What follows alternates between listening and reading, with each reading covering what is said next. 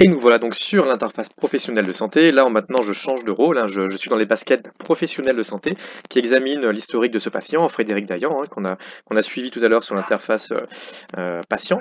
Et donc, ce patient, donc on lui a prescrit un dafalgan, hein, en prise continue, le matin, le soir. Et je vois donc je vois son historique de prise ici. Donc je peux zoomer dedans, je vois qu'il ne le prend pas toujours régulièrement, il y a des fois il le prend, des fois il le prend pas parce que des fois il va mieux, hein, simplement. Il me fait des retours, alors c'est ce qu'on a vu tout à l'heure, hein. Il y a des retours ici qui datent d'hier, où il allait plutôt bien. Et ce matin, bah, malgré la prise à 10 heures, c'est ce on vient de rentrer dans l'interface pro, dans l'interface patient, pardon, mobile, il y a quelques minutes, et il a mis un état de santé à 4 sur 10, il sent un inconfort, et si je regarde son commentaire, oui mince, il sent des douleurs articulaires. Donc il a certes pris ce paracétamol, je vais un petit peu zoomer dessus.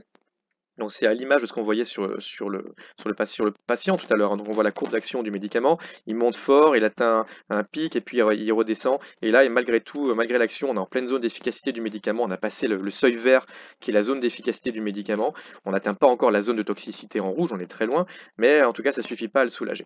Donc ça va pas bien, il se sentait mal ce patient, donc qu'est-ce qu'il a fait? Je regarde un peu son historique, il a différents médicaments. Tiens, diclofenac, c'est du Voltaren, un anti-inflammatoire. Et effectivement, ce matin, je vois qu'il a pris cet anti-inflammatoire à 10 heures, qui va faire une action prolongée jusqu'à ce soir.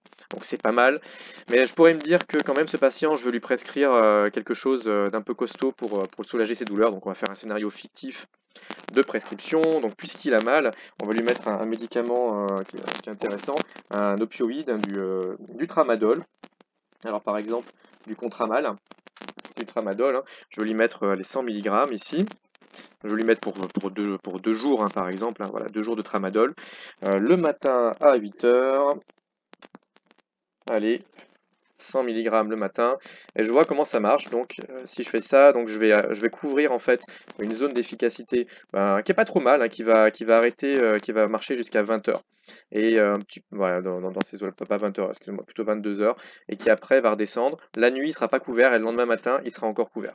Donc là, pour qu'il soit couvert un peu plus longtemps, je peux essayer de prendre non pas la forme classique 100 mg, mais la forme LP, qui on voit une forme plus atténuée, à une forme plus longue, une action plus longue. L'LP, c'est la forme à libération prolongée du tramadol. Donc elle va agir un petit peu plus longtemps. Mais on voit que c'est un peu mieux, mais il y a quand même des plages dans la nuit où il n'est pas couvert. Donc je vais rajouter une deuxième dose de ce tramadol, ce contramal LP. Je vais en donner un autre à 20 heures le soir. Donc voilà, 20 heures.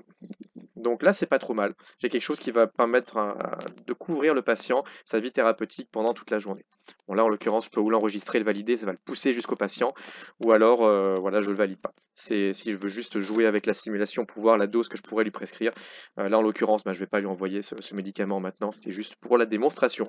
Voilà comment on peut suivre l'historique du patient, sa prise de médicaments. C'est vraiment précieux parce qu'on voit vraiment l'exposition pharmacologique et on peut mapper dessus le ressenti du patient en tant que professionnel de santé, médecin ou pharmacien. C'est vraiment un outil précieux pour les patients compliqués. Voilà, merci beaucoup.